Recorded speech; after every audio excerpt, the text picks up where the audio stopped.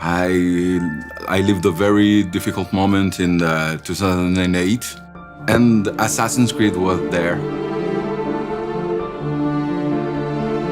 For me, Assassin's Creed represents my whole video game in the career. It's really like where I learned my job, where I grew in my job. That was really the game that showed to me, hey, you gotta step it up, but like you gotta move on from the PS2. And I fell in love ever since. Assassin's Creed, especially in those early days, showing people what could be done in this kind of broad open space. Just like climbing up things and just looking at this world and being like, oh wow, I've never done this in a video game before. You get to experience time periods you maybe heard about at school, but now you get to like experience it in a completely different way. It's not just a game, it has a philosophy behind it. It's a universe. It's not just a single setting in a single time, but it's different settings at different times. It's like a narrative universe that comes to life.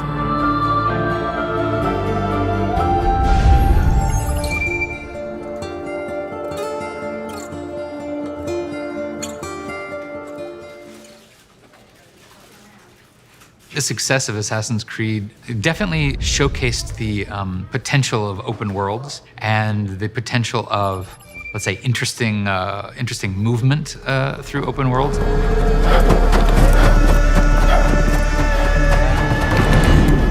For Ubisoft, Assassin's Creed was very, very important because it was really the game that set the global company as a big leader of the industry. Especially the first Assassin's Creed games have a lot of features that open worlds since then from other companies have adopted. This is something very unique that literally, I think, drove Ubisoft's, path for the last decade at least, showing that we could reach this level of ambition, basically. Guards! He's behind me! You have to stop him! Je suis entrée dans Assassin's Creed avec le 2. J'ai fait le 1 plus tard, donc je suis tout de suite tombée sur Ezio Auditore, dont je suis totalement tombée amoureuse, mais amoureuse au sens large. C'est-à-dire que j'ai trouvé le personnage vraiment super intéressant. Insieme per la vittoria! Insieme! I love Renaissance, I always loved that, so I am also Italian too, and yeah, it resonates a lot with me. I listen to history podcasts and I read novels set in historical times, and Assassin's Creed is just kind of the epitome of that, like actually getting to explore a historical world. And that you can go to places that I've actually been in real life, because I haven't really been anywhere apart from England. That was amazing. 2017 was special for me because I just graduated and I was doing like YouTube on the side up until that point, but now it was really like, okay, what am I going to do with my life? And the coverage I was able to do on that game, and like I really fell in love with it, and making videos on it really solidified my chances as like a full-time YouTuber, and I've been doing it ever since. What I always loved about these games is that they are telling a story that goes through the ages, and at the same time the events happening in the past have consequences on the present day, on the modern day. So it's this connection through time that I was always interested in, especially in the first games. That's what started the fire of passion for these games. How does this work? Of course. Deep breath. The main ingredient something like that has to have is it needs to allow players to come in and almost create the story with us. In 2013, I started, along with a number of Italian friends, this fan project. It's called Access the Animus. It's dedicated to all the information about Assassin's Creed. You'll always be tied to it because of just how connected they've kept you in from the beginning, and because of the storyline and the lineage of each of the characters, where they've come from, their ancestors and stuff like that. Even when we don't have a new Assassin's Creed game coming out, fans can already start dreaming about what they'd like to see. They can start drawing pictures of assassins that they would like to see in different parts of history. Okay, the new Assassin's Creed game, where are we at? What's the timeline? How is this connected to the main people and stuff? We try to explain as much as we can to the other fans because it's a huge franchise with a lot of details.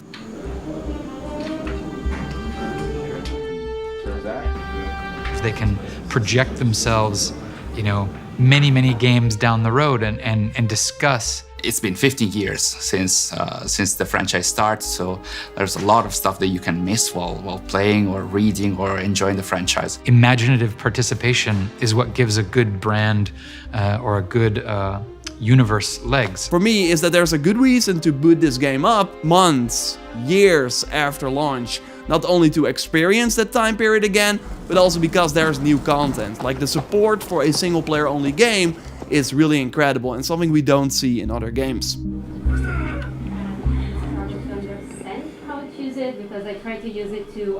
We need to, at the same time, please the fans, but also give reasons for newcomers to join the community. When you first open the box and this brown box, you see this logo that has appeared recently. Yeah, you have the letter that... It was a crazy letter. Like these boxes that have been sent to the mentors, they always have a letter and then different goodies.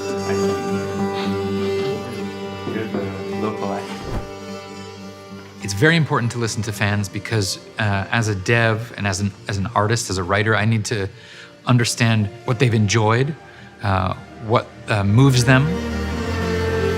After this letter, you have the bust of one of the most iconic character, which is Amunet, which is our very first mentor. In the chat, Discord, yes. Marco and I are fans on this brand since its beginnings. The Assassin's Creed series has evolved over the years, certainly. I think there were the seeds in the early games of all the places that the games have gone since. The biggest challenge I've faced in developing this series is learning to manage the proportion between historical accuracy and historical events. I can understand that with game design, there has to be some choices sometimes have to be made. I think it's important to declare where the historical veracity starts and stops. There's an example, like the Bastille stays in Unity even after it should have bbeen destroyed, because that's part of the skyline and there's a lot of gameplay involved with there. There's like guards moving in there, so I understand why it was not removed, even if it's very visible.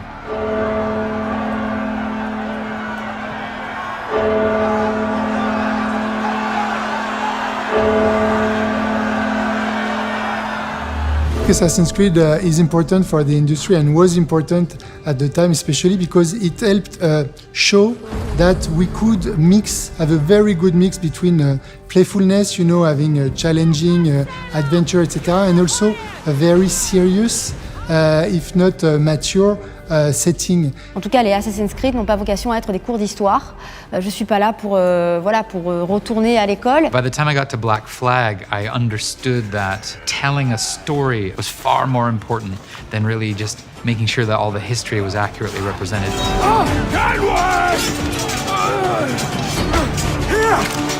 In a world without gold, we might have been heroes!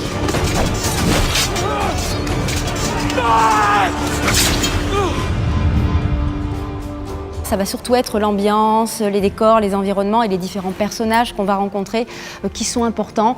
Après, que ce soit pas exactement comme ça s'est passé dans la vraie vie, ça me dérange pas. Ce qui va compter pour moi, c'est le plaisir du gameplay, la liberté, la découverte.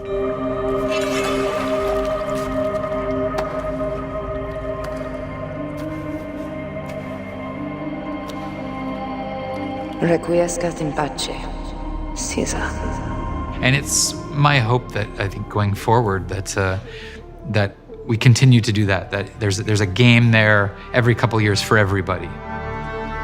For me personally, the historical tourism and the Assassin Templar conflict are my favorite elements, and I hope to get the chance to dive deeper into that in the coming years. I do hope to see the return of the assassin fantasy, doing missions for the Brotherhood, discussing the creed, having a look at the take on the creed on that specific time. I can't wait to understand why Basim became the one we know in Valhalla. I'm ready to have some parkour moves also, because in fact there's something that is missed in the last 3 games. The beauty of Assassin's Creed, it's built in such a way that it can continue to evolve, respecting what has been said, but bringing new ideas, new stories, new concepts. And so I think that the future is very bright for Assassin's Creed. Il y a des jeux comme ça qui ont marqué l'histoire, il y en a quelques-unes, mais il n'y en a pas tant que ça, qui sont encore là aujourd'hui, après tant de temps. Et Assassin en fait partie, et j'espère que ça va continuer, qu'on aura encore de belles histoires et des contextes historiques encore à explorer avec la saga. Remember, nothing is true. Where other men are limited by morality or law, remember, everything is permitted. We work in the dark to serve the light. We are assassins. Nothing is true. Everything is permitted.